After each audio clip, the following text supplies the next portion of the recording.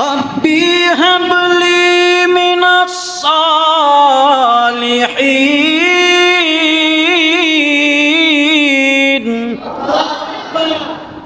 ও আল্লাহ, আমাকে নেককার একজন সন্তান দান করেন। সুবহানাল্লাহ। ইব্রাহিম নবী আল্লাহকে বলতেছে, ও আল্লাহ, আমাকে নেক একটা সন্তান দান করেন। তারপরে আমার আল্লাহ কোরআনুল কারীমের মধ্যে বলেন, ফাবাশশারনাহু বিগুলামিন হালিম।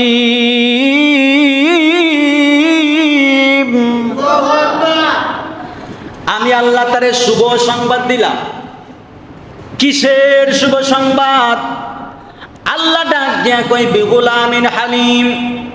আমি আল্লাহ, ইব্রাহিম নবী আমার কাছে একজন সন্তান চাইছে, আমি আল্লাহ এমন একজন সন্তান দিলাম, যেই সন্তান বুদ্ধি সম্পন্ন, বিবেকবান। শুধুমাত্র তাই নয়, আমি আল্লাহ ওই সন্তানকে আমি আল্লাহর মনোনীত নবী বানাইলাম। জোরে বলেন সুবহানাল্লাহ। এরপরে বানানোর পরে ফাবাশশারনাহু বিগুলামিন হালিম, এই আয়াতের পর্যালোচনা করতে করতে হযরতে হাজরা আলাইহিস সালাতু ওয়াস সালামকে মিনার প্রান্তরে যখন নিয়ে গেল, ইব্রাহিম নবী ওই জায়গার মধ্যে নিয়ে তারপরে চলে আসলেন। বছরের পর বছর চলে গেল, খোঁজ খবর নেওয়া হচ্ছে না। হযরতে হাজরা ইব্রাহিম নবী যখন ফিরতেছিল, হাজরা আলাইহিস সালাতু ওয়াস সালাম বলছিল, স্বামী আপনি এখানে রেখে যান। কার কাছে রেখে যান? ইব্রাহিম নবী ডাক দিয়া বলে, হাজরা, আল্লাহ আমাদেরকে বলছে এই জায়গার মধ্যে থাকার জন্য, তোমাকে রাখার জন্য। আমি পৃথিবীর কোন মানুষের কাছে তোমাকে রেখে যাই না, একজনের কাছে রেখে গেলাম। জবান খুলে বলেন উনি কে? আল্লাহর কাছে রেখে গেল। আল্লাহ ডাক দিয়া কয়, হাজরা, কোনো টেনশন করিও না, এই জায়গার মধ্যে কোনো খাবার নাই, কোনো কিছুই নাই। বিদায় বেলায় ইব্রাহিম নবী আল্লাহর কাছে দোয়া করছিল, আল্লাহ, আমার বিবি, আমার সন্তান এই জায়গার মধ্যে আমি রেখে যাইতেছি। ও আল্লাহ, এই শহরের জন্য আমি নবী দোয়া করে গেলাম, এই শহরে যদিও ফসল ফলাদি না থাকে, কিয়ামত পর্যন্ত এই শহরের মধ্যে খাবারের অভাব দিয়েন না। জোরে বলেন সুবহানাল্লাহ। এই জন্য আজও পর্যন্ত আপনারা সৌদিতে গেলে দেখবেন, সৌদিতে আপেল গাছ আছে। আপেল গাছ কম থাকলে দেখবেন ফলের অভাব নাই। কোন ফল সৌদি আরবের মধ্যে নাই? প্রচুর না? ওই যে ইব্রাহিম নবী দোয়া করে গিয়েছিল, জায়গাটা ছিল শুধুমাত্র মরুভূমি। কাবার পাশে মিনার জায়গাটা ছিল শুধুমাত্র মরুভূমি, পাথরের পাহাড় দিয়ে ভরা। যেই জায়গার মধ্যে গাছ নাই, ফল গাছ নাই, ফসল নাই, সবুজ ঘাস নাই, ইব্রাহিম নবী দোয়া করলো ওই জায়গার মধ্যে কিয়ামত পর্যন্ত ফলের আর অভাব হবে না। যখন তিনি হাজরা আর ইসমাইলকে রেখে চলে আসলেন, ইয়ামেন থেকে একদল লোক এবার সফরের মধ্যে বের হয়ে গেল। যাইতে যাইতে যাইতে যাইতে ওই লোকগুলোর পানি যা ছিল, পানি সব শেষ হয়ে গেল। আকাশের দিকে তাকায় দেখতেছে, একটা জায়গার মধ্যে আকাশের মধ্যে শুধুমাত্র পাখি উড়ে, পাখি উড়ে, পাখি উড়ে। ওই দলের সেনাপতির আর বুঝতে বাকি নাই, হায় রে, পাখি সাধারণ আকাশের সব জায়গায় উড়ে না, যেই জায়গার মধ্যে পাখি উঠবে নিশ্চয়ই ওই জায়গার মধ্যে পানি আছে। জোরে বলেন সুবহানাল্লাহ। কারণ এত মরুভূমির মধ্যে পাখি যদি শুধুমাত্র এই জায়গার মধ্যে উড়ে, পাখিরও তো পানি লাগবে, ঠিক না বেটি? পাখির পানি লাগবে, পানি না থাকলে তো পাখি আকাশের মধ্যে উড়বে না। কয়েকজন লোক ওই জায়গার মধ্যে পাঠায়া দিল। পাঠায়া দেওয়ার পরে ওই লোকজন ওই জায়গার মধ্যে গেল। যাবার পরে দেখে একজন সুন্দরী মহিলা একটা বাচ্চা কোলে নিয়ে বসে আছে। সামনে একটা কূপ, ওই যে জমজম, সুবহানাল্লাহ বলেন না, সামনে একটা জমজম, একটা কূপ নিয়ে উনি শুধুমাত্র বসে আছেন। লোকগুলো যায় ডাক দিয়া কয়, আল্লাহর বান্দি, এই জায়গার মধ্যে আপনি বসে আছেন, এই কূপের মালিক কি আপনি কিনা? এবার হযরতে হাজরা ডাক দিয়া বলে, হ্যাঁ, কূপের মালিক আমি। লোকগুলো তারপরে চলে আসলো। চলে আসার পরে তাদের যে সেনাপতি আছে ওনাকে ডাক দিয়া বলে, ও সেনাপতি, ও আমাদের লিডার, ওই জায়গার মধ্যে কূপের অবস্থা পাওয়া গেছে। এবার সবাই দলবদ্ধ হয়ে কূপের কাছে চলে আসলো। দলের নেতা ডাক দিয়া বলে, আল্লাহর বান্দি, এই জায়গার মধ্যে কূপ আছে, কূপের মালিক কে? সুবহানাল্লাহ বলেন না। হাজরা ডাক দিয়া বলে, এই কূপের মালিক হলাম আমি। বলে, পানি দিতে পারবেন কিনা? হ্যাঁ, হাজরা আলাইহিস সালাতু ওয়াস সালাম ডাক দিয়ে বলে, আল্লাহর বান্দা, আপনি আমার কাছে পানি চাইতেছেন, আমি আপনাকে পানি দিব, তবে একটা শর্ত আছে। আপনি বলেন না পানির বিনিময়ে আপনি আমাকে কি দিবেন? জোরে বলেন না সুবহানাল্লাহ। মনে রাখবেন, যার কেউ নাই তার একজন আছে, জবান খুলে বলেন উনি কে? যার কেউ নাই তার আল্লাহ আছে। সুবহানাল্লাহ কইতেন না? আরে ইব্রাহিম নবী আল্লাহরে বলো, আল্লাহ আমার সন্তান বিবি রেখে গেলাম, খাবারের অভাব দিয়ে না। আল্লাহ কয়, খাবারের মালিক আমি আল্লাহ, খাওয়াবে আমি আল্লাহ। দেখেন মিনার ভিতরে কোনো মানুষ নাই, একটা মরুভূমি, অথচ ইয়ামেন থেকে একদল লোক আসতেছে, যাইবে অনেক দূরে।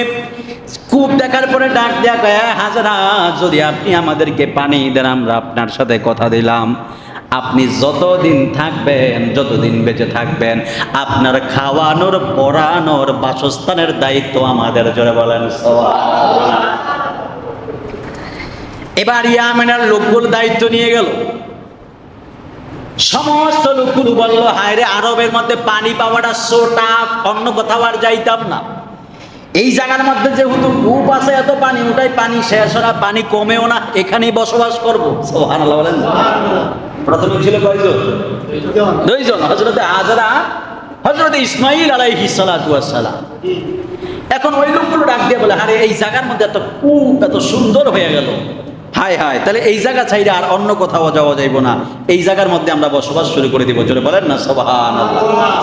এবার লোকগুলো সব ওই জায়গার মধ্যে বসবাস শুরু করে দিল, বাড়ি বানানো শুরু করলো, ঘর তাঁবু টাঙানো শুরু করে দিল। একজন, দুইজন, তিনজন করতে করতে করতে শত শত মানুষ হয়ে গেছে। জোরে বলেন না সুবহানাল্লাহ। তারপরে কতগুলো বছর, ওই যে ফাবাশশারনাহু বিগুলামিন হালিম, আমি আল্লাহ ইব্রাহিমকে একটা শুভ সংবাদ দিলাম। শুভ সংবাদ কি? আমি আল্লাহ তাকে একটা পুত্র সন্তান দান করলাম। জোরে বলেন না সুবহানাল্লাহ। এটা কোন ঘরের সন্তান? দ্বিতীয় ঘরের, হযরতে হাজরা আলাইহিস সালাতু ওয়াস সালাম। তারপরে দেখেন না, এই আয়াতের পরে, এই আয়াতের পরে আপনারা যদি আর একটু সামনে যান, সন্তান দিল কত বছর পরে? কত বছর? কত বছর? 80 বছর পরে সন্তান। তারপরেও 10 বছর নিজের কাছে নাই। সুবহানাল্লাহ। তারপরে আল্লাহ কি বলে? 23 নাম্বার পারা, 8 নাম্বার পৃষ্ঠা, আয়াত নাম্বার 101। আল্লাহ ডাক দিয়া বললেন, ফালাম্মা বালাগা মাহুস সায়া ক্বালা ইয়া বুনাইয়া ইন্নী আরা ফিল মানামি আন্নী আযবাহুকা ফানজুর মাযা তারা ক্বালা ইয়া আবাতি ফাআল মা তু'মারু সাতাজিদুনি ইনশাআল্লাহু মিনাস সাবিরিন।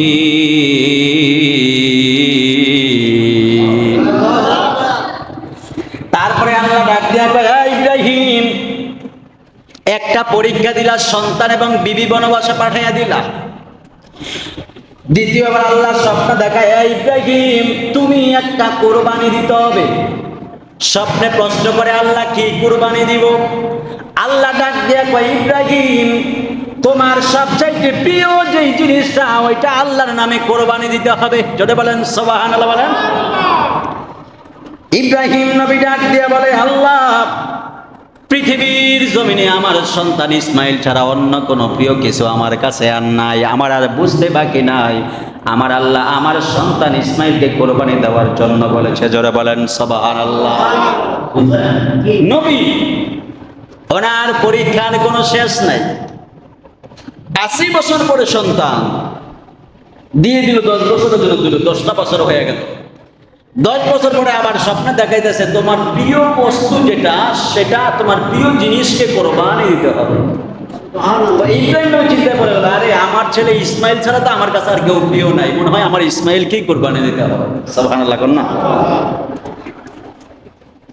তো ইব্রাহিম নবী ফিলিস্তিন থেকে, এই যে ফিলিস্তিন, এই ফিলিস্তিন থেকে একবারে আবার মক্কার দিকে রওনা দিলেন। মক্কার দিকে যাইতে যাইতে মিনার প্রান্তরে যাওয়ার পরে ইব্রাহিম নবী ওই জায়গার মধ্যে গিয়ে দেখলেন, হায় রে, আমি তো হাজার আর ইসমাইলকে রেখে গেলাম, এত মানুষ আসলে কই থেকে। সুবহানাল্লাহ। গিয়ে দেখে পুরো এলাকার মতো হয়ে গেছে। হাজারা আলাইহিস সালাতু ওয়াস সালাম ইব্রাহিম নবীকে ডাক দিয়া বলে, ফালাম্মা বালাগা মাহুস সায়া। এই হাজরা ডাক দিয়া বলে, ইব্রাহিম নবী, আপনার সন্তান এখন বালেগ হয়ে গেছে, এই দেখেন না ইসমাইল কত বড় হয়ে গেছে। জোরে বলেন সুবহানাল্লাহ। সন্তান বালেগ হয় কত বছরে? 10। কত বছর? এই জন্য নিয়ম হচ্ছে সন্তানের বয়স যখন 7 বছর মসজিদে পাঠাইবেন, মসজিদের সাথে নিবেন, আনবেন, অভ্যাস করাইবেন। কত বছর বয়সে? 7 বছর বয়সের সন্তানকে মসজিদের সাথে করে নিতে হবে এবং আনতে হবে।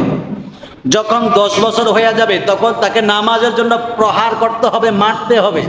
নামাজ না পড়লে কি করতে হবে? কি করতে হবে? তাগিদ তো দূরের কথা, কেন ওস্তাদ তো শাসন করলে তো অভিযোগের শেষ নাই, ঠিক না?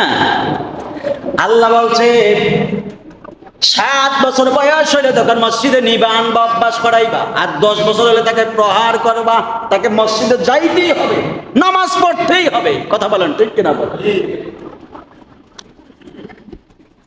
তারপরে দেখেন না এই আয়াত এতটুকু। তারপরে নিয়ে বাড়ির মধ্যে চলে আসলেন। আসার পরে ইব্রাহিম নবী হযরতে হাজরা আলাইহিস সালাতু ওয়াস সালামকে ডাক দিয়ে বলে, ও হাজরা, আমার সন্তানকে সাজায়া দাও, সাজায়া দাও, আমি আমার সন্তানদের এক জায়গার মধ্যে নিয়ে যাব। এবার হযরতে হাজরা আলাইহিস সালাতু ওয়াস সালাম সাজায়া দিলেন। সাজায়া দেওয়ার পরে সাথে নিয়ে যাচ্ছে।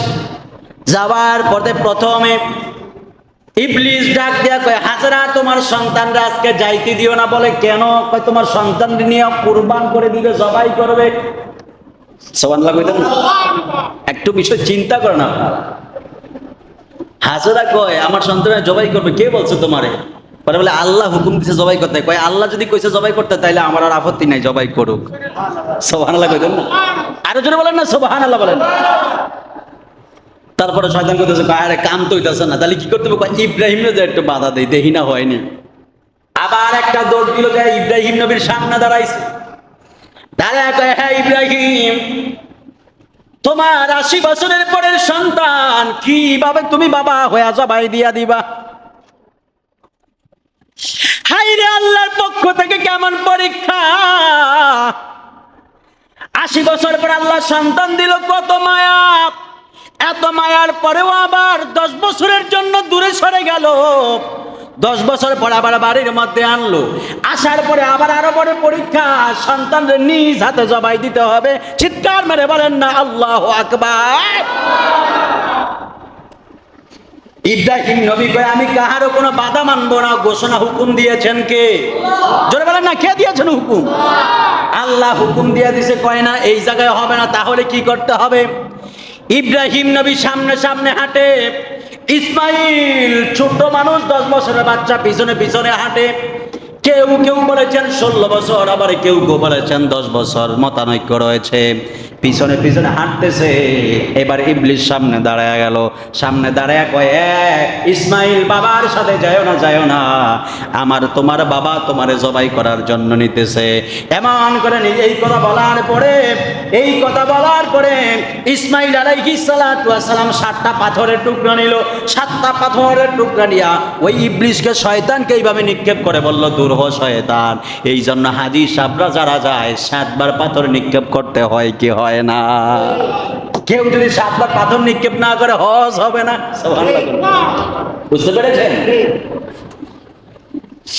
আরে ইবলিস ডাক দিয়া বলে, ইসমাইল, বাবার সাথে যাও না, বাবার সাথে গেলে তোমারে জবাই করে দিবে। এবার ইসমাইল ডাক দিয়া কয়, আমি টেনশন করি না। কয় কে কইছে? কয় আল্লাহ বলছে। কয় আল্লাহ যদি বলে আমারে জবাই করার জন্য, আমি ইসমাইলের কোনো আপত্তি নাই। আমি আমার বাবারে বললাম, ও বাবা, ক্বালা ইয়া আবাতি ফাল মা তুকমারু সাতাজিদুনি ইনশাআল্লাহু মিনাস সাবিরিন। চিৎকার মেরে বলেন না বাবা সুবহানাল্লাহ। এবার ইব্রাহিম নবী ওই জায়গার মধ্যে নামার পরে দেখেন না, ইব্রাহিম নবী তার সন্তানকে ডাক দিয়া কয় কলা ইয়া বুনাইয়া, সুবহানাল্লাহ কইতেন না? ডাক দিয়া বলে কলা ইয়া বুনাইয়া ইন্নী আরা ফিল মানামি আন্নী আযবাহুকা ফানজুরু মাজা তারা। ডাক দিয়া কয় সন্তান আমি দেখলাম, স্বপ্নে দেখলাম আল্লাহ আমি তোমারও জবাই করতেছি। আল্লাহ বলছে তোমারও জবাই দেওয়ার জন্য। সুবহানাল্লাহ বলেন না? আরে বাবা যদি সন্তানরে বলে রে সন্তান আমি তোমারে জবাই করতে চাই, আমরা হলে কইতাম কত বড় সাহস, জন্ম দিছেন আবার জবাই করবেন, এত সহজ না। আমরাও একটা দাও বা যেই কোনো কিছু একটা নিয়ে দাঁড়ায় যাইতাম, ঠিক না বেঠিক বলেন না? আরে কেমন বাবা কেমন সন্তান আল্লাহর জন্য কি করে। ইসমাইল ডাক দেয়া কয় আল্লাহ বলছেন, কয় আল্লাহ বলছে, কয় আল্লাহ যদি বলে ইয়া আবাতি ফাল মা তুকমারু সাতাজিদুনি ইনশাআল্লাহু মিনাস সাবিরিন। ও বাবা আপনি আমারে জবাই করেন, আল্লাহ যে হুকুম দিয়েছে হুকুম পালন করেন। আমি বললাম আপনি আমারে অধৈর্যশীল হিসেবে পাবেন না, আপনি আমারে ধৈর্যশীল পাবেন। আপনি জবাই করবেন আমার হাত নড়বে না, আপনি জবাই করবেন আমার চোখ দিয়া পানি বের হবে না, আপনি আমারে জবাই করবেন আমার পা নড়বে না, আপনি আমারে জবাই করবেন আমার শরীরের একটা অংশ পর্যন্ত নড়বে না। আল্লাহ যেহেতু বলছে আপনি এই মুহূর্তে আমি ইসমাইলের উপর ছুরি চালায়া দেন, জোরে বলেন সুবহানাল্লাহ। কেমন সন্তান আর কেমন বাবা রে। আল্লাহর পরীক্ষায় পাশ করার জন্য কেমনি ভাবে নিজের সন্তানদেরকে কুরবান করে দেয়, সুবহানাল্লাহ বলেন না? হাই রে কত পরীক্ষা নবীরা দিল, আর আল্লাহ আমাদেরকেও করে বান্দা আমিও আল্লাহ তোদেরকে পরীক্ষা দিলাম, তোদের এত কঠিন পরীক্ষা দেই না। সুবহানাল্লাহ বলেন না? জিবরাইল ডাক দিয়ে কয় পৃথিবীর জমিনে আমি 4 বার সবচাইতে দ্রুত আসছি। কতবার বলেন? 4 বার আমি পৃথিবীর জমিনে দ্রুত আসছি।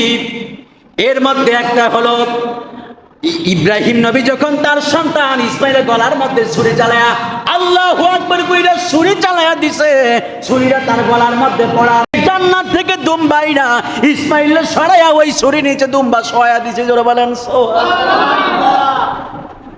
বলতেছে আমার আল্লাহ 40 বছর পর্যন্ত একটা দুম্বা জান্নাতের মধ্যে লালন পালন করতেছে, জান্নাতের মধ্যে লালন পালন করে।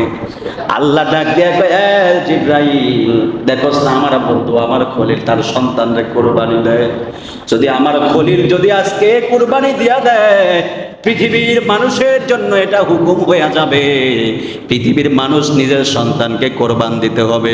শুধুমাত্র তাই নয়, ইব্রাহিম নবী কইছে আল্লাহ আপনি তো আখিরি জামানার মধ্যে একজন নবী পাঠাইবেন, ওই নবী অন্য কোন নবীর বংশে পাঠায়েন না, আমি ইব্রাহিম খলিলের বংশের মধ্যে পাঠায়েন, জোরে বলেন সুবহানাল্লাহ। এই জন্য বাবারা আমার ইব্রাহিম নবীর পরীক্ষার কোনো অভাব নাই। নমরুদ জেলখানার মধ্যে আটকাইছে, বুঝলেন? জেলখানার মধ্যে আটকায় একটা বাঘরে দিনের পর দিন খাবার দেয় না, খাবার না দিয়ে একবারে ক্ষুধার্ত বানায় ফেলছে। ক্ষুধার যন্ত্রণাটা খুব হিংস্র হয়ে গেছে। ইব্রাহিম নবীর জেলখানার মধ্যে ঢুকে বাঘ ওই জেলখানার মধ্যে একই খোপের মধ্যে ঢুকে দিছে। আল্লাহু আকবার বলেন না? আরে বাঘ ক্ষুধার যন্ত্রণায় ছটফট করে ইব্রাহিম নবীর খাবার জন্য যায়। যখন ইব্রাহিম নবী বাঘ দেখে নামাজের মধ্যে দাঁড়ায় গেলেন, সুবহানাল্লাহ কইতেন না? এই জন্য বিপদে পড়লে নামাজের বিকল্প নাই। কিসের বিকল্প নাই? আর আমরা বিপদে বললে নামাজের খবর তাই না।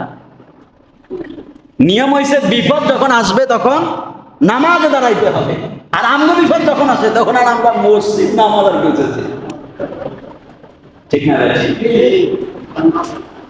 ইব্রাহিম নবী নামাজের মধ্যে দাঁড়ায় গেলেন, বাঘ কামড় দিতে যাইতেছে, ইব্রাহিম নবী রুকুর মধ্যে যায়। যখন কামড় দিতে যায় রুকুর মধ্যে গেলে বাঘ সইরা আসে, আবার কামড় দিতে যায় ইব্রাহিম নবী সেজদার মধ্যে যায়, বাঘ সইরা আসে। সুবহানাল্লাহ বল না?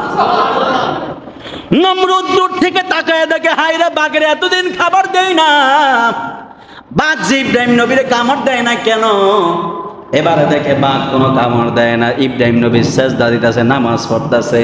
এবার বাঘেও আর কামড় দেয় না, বাঘও সেজদার মধ্যে পড়ে গেল। সেজদার মধ্যে পড়ে চোখের পানি ফালায়া ফালায়া শুধুমাত্র কান্দে আর ডাক দিয়া কয়, আল্লাহ আমি আপনার বন্ধু খলিল চিনতে পারি নাই, এতদিন পর্যন্ত আমার না খাওয়া রাখছে আপনার খলিলে খাওয়ার জন্য।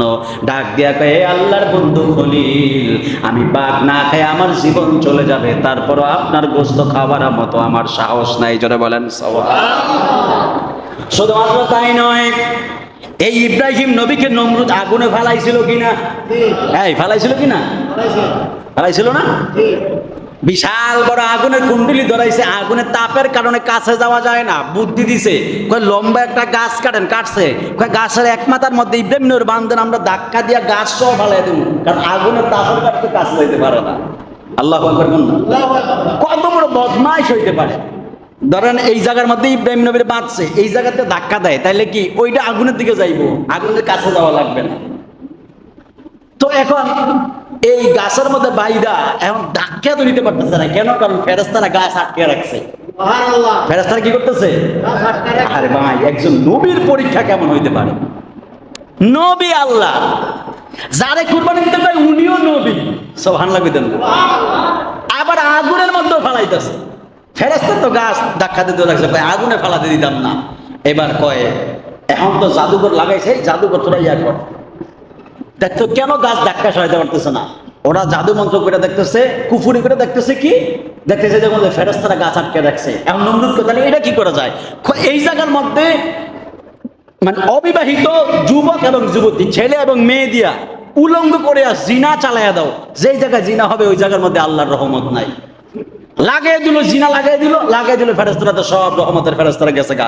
এখন আর গাছ আর আটকাই বুকে ধাক্কা দিয়া দিল আগুনের মধ্যে ফালাইয়া। জোরে বলেন না তা আল্লাহ ডাক দিয়া কয়, কি জানি, কুনু ইয়া নারু কুনি বারদা ওয়া সালামুন আলা ইব্রাহিম, এমন কি তো কি, ইয়া নারু কুনি বারদা ওয়া সালামুন আলা ইব্রাহিম, হে আগুন তুমি ইব্রাহিমের জন্য শান্তি হয়ে যাও, শান্তির বাগান হয়ে যাও, সুখের বাগান, জান্নাতি বাগান হয়ে যাও। জোরে বলেন শান্তিময় হয়ে যাও। আগুন হয়ে গেল শান্তি। আচ্ছা যাই হোক, তো তখন এবার নমরুদ কইতেছে, আরে যারা আমার এত বিশাল বড় উপকার করলো, এগোরে কি করা যায়? এগোটা চিহ্ন দাও। কি চিহ্ন? এদের কপালের মধ্যে লাল লাল চিহ্ন দিয়ে রাখবা, যাতে করে এদেরকে আমি চিনতে পারি, ভবিষ্যতে এদেরকে আমি পুরস্কার দান করব। তো কি করলো? তখন এদের সবার কপালের মধ্যে লাল লাল রং দিয়ে দাগ দিয়ে দিল। তো সেই রং এখন হয়ে গেল সিঁদুর, আর মুসলমানদের জন্য হয়ে গেল টিপ। এখন বলেন, যে মুসলমানের মেয়ে, মুসলমানের সন্তানের বউ, মুসলমানের সন্তানের মেয়ে যারা কপালের মধ্যে টিপ দেয়, এটা নমরুদের জামানায় ছিল ব্যবসাদেরকে চিহ্নিত করার জন্য। যারা মুসলমানের সন্তান হইয়া কপালের মধ্যে টিপ লাগায়, এরাও তো বর্তমানে ব্যবসার পরিচয় দিতেছে। কথা বলেন ঠিক কিনা? কারণ এই কপালের মধ্যে লাল চিহ্ন টিপ, এটা ছিল ব্যবসাদের পরিচয়। ব্যবসাদেরকে চিহ্নিত করার জন্য, চিনার জন্য কপালে দাগ দেওয়া হইত।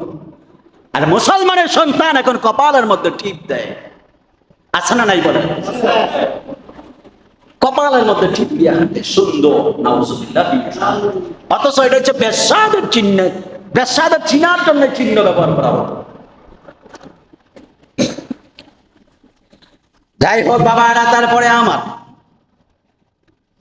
এবার ইব্রাহিম নবী যখন বলল, ইসমাইল নবী ডাক দিয়া বলে, বাবা আল্লাহ যদি বলে জবাই করার জন্য, আপনি আমার জবাই করবেন, কোনো সমস্যা নাই। ইব্রাহিম নবী কয়, বাবা তুমি কত সুন্দর করে কথা বলো, 10 বছর একটা বাচ্চা কথা বলে কত সুন্দর, ঠিক না? ঠিক বলেন না? আরে নবীর ছেলে নবী, কত সুন্দর চেহারা, কত সুন্দর কথা। এবার ইসমাইল বলে, বাবা আপনি আমারে সোয়া দেন। সোয়া দিছে। কয় বাবা আপনি আমারে ছুরি চালান।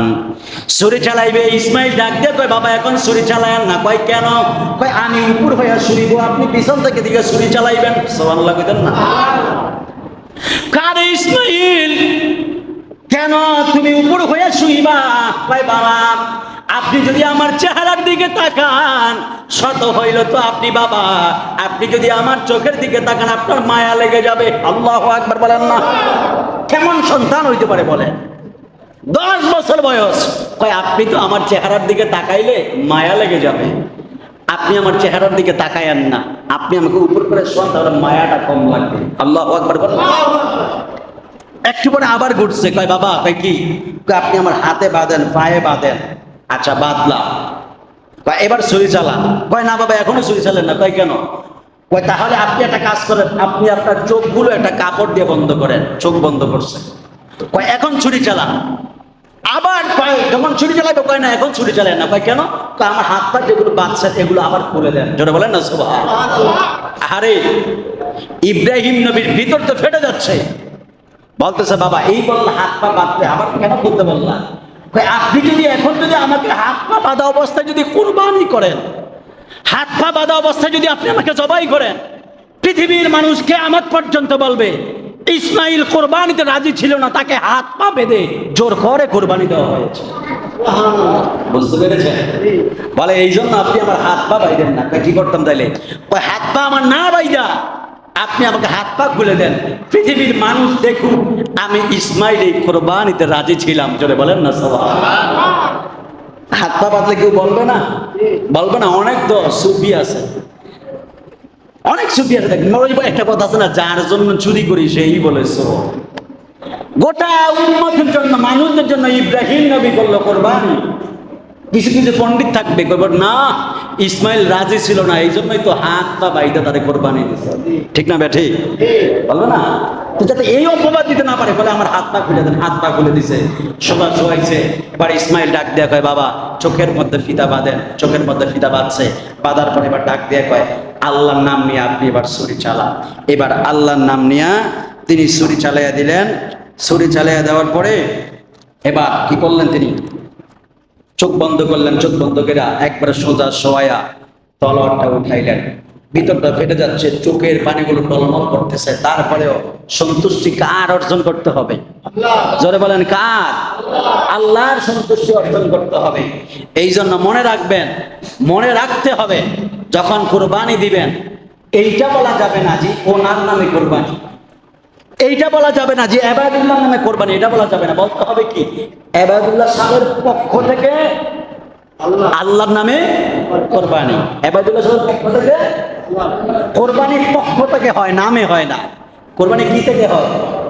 পক্ষ থেকে হয়, নামে থেকে হয় না। বুঝতে পেরেছেন? যেমন ধরেন আমি একজন থেকে 1000 টাকা ঋণ করলাম, পরে মারা গেলাম, আমার পক্ষ থেকে ঋণ শোধ করা হয়। কি শোধ করা হয়? ঋণ শোধ করা হয়। তেমনি পক্ষ থেকে কোরবানি হয়, কাহারও নামে কোরবানি হয় না। যদি কাহারও নামে দিতে যান তাহলে কোরবানি বাতিল হয়ে যাবে। এবার ইসমাইল ডাক দিয়া কয় বাবা আপনি আমাকে কোরবানি দিয়া দেন। ইব্রাহিম নবী চক্ষু বন্ধ করলো।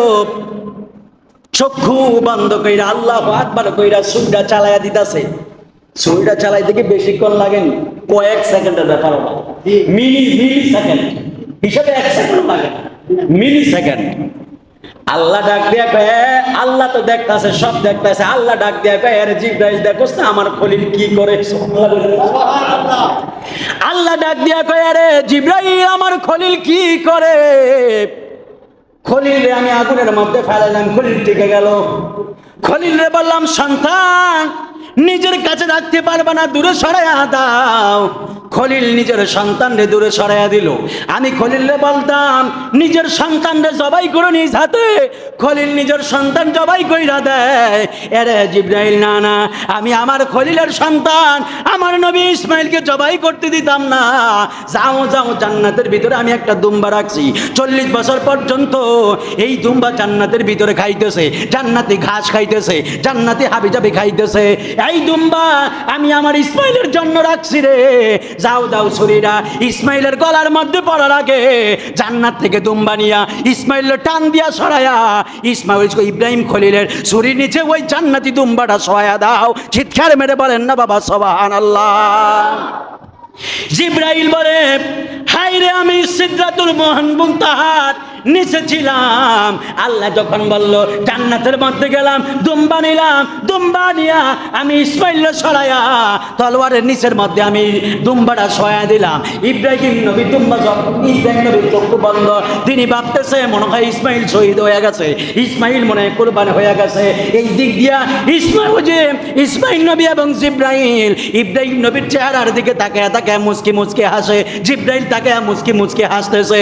এবার ইব্রাহিম নবী জবাই করার পরে এবার তিনি জিব্রাইলের দিকে তাকাইলেন, তাকায় বলে ভাই জিব্রাইল, সন্তান জবাই করলাম, কেন তুমি মুচকি মুচকি হাসতেছ? এবার এই মাত্র ইব্রাহিম নবী এই কথা বলল, আরেক দিকে তাকায় দেখে তার সন্তানও দাঁড়ায়া মুচকি মুচকি হাসতেছে। চিৎকার মেরে বলেন না বাবা সুবহানাল্লাহ।